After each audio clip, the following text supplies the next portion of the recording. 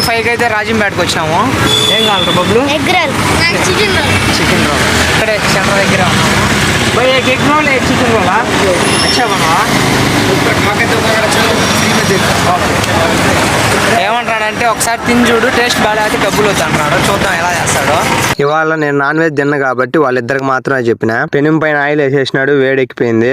ఇంకా పిండి అయితే రెడీ చేసుకున్నాడు. రెడీ చేసుకున్న పిండిని అయితే రౌండ్ షేప్ లో అయితే చేసి పెనం మీద అయితే వేసేసినాడు. ఫస్ట్ ది వేయగానే ఇంకో దాని పైకి అయితే వెళ్ళిపోయాడు. దాన్ని కూడా సేమ్ ఫస్ట్ చేసినట్టే రౌండ్ షేప్ అయితే చేసి ఫస్ట్ వేసిన దాన్ని అయితే కొంచెం అటు ఇటు చేసి పక్కకైతే వేసి దీన్ని అయితే వేసేసినాడు. రెండింటిని ఎక్కువ షేప్ అయితే కాలనే లేదు, సగం మాత్రం కాలేటట్టు చేసి దానిపై ఎగ్ అయితే కొట్టేసినాడు. ఎగ్ అయితే భలే మిక్స్ చేస్తున్నాడు చూడండి, చూసేదానికి భలే ఉంటది. చికెన్ రోల్ కి చికెన్, ఎగ్ రోల్ కి ఎగ్ కొట్టేస్తాడేమో అనుకున్నా, కాదు రెండింటికి అయితే ఎగ్ కొట్టేసినాడు ఫస్ట్.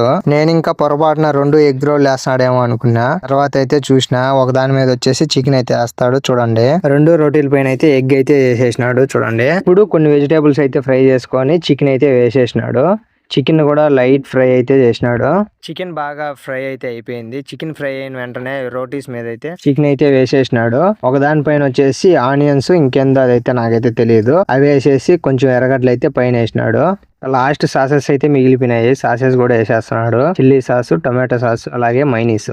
సాసెస్ అన్ని వేసేసిన తర్వాత అయితే ఇంకో పౌడర్ అయితే వేసేసినాడు. ఆఫ్టర్ ప్రాసెస్ అంతా అయిపోయిన తర్వాత వీళ్ళిద్దరికైతే ఇచ్చి తినమని చెప్పినాడు. తినేసిన తర్వాత వీళ్ళ ఎక్స్ప్రెషన్స్ అయితే చూడండి, టేస్ట్ అయితే బాగుంది అన్నారు ఇద్దరు. వేడివేడిగా స్పైసీగా తినేటప్పుడు కూల్ డ్రింక్స్ అయితే పక్కా ఉండాలి. సో అందుకోసం కూల్ డ్రింక్స్ కూడా తెచ్చుకున్నారు.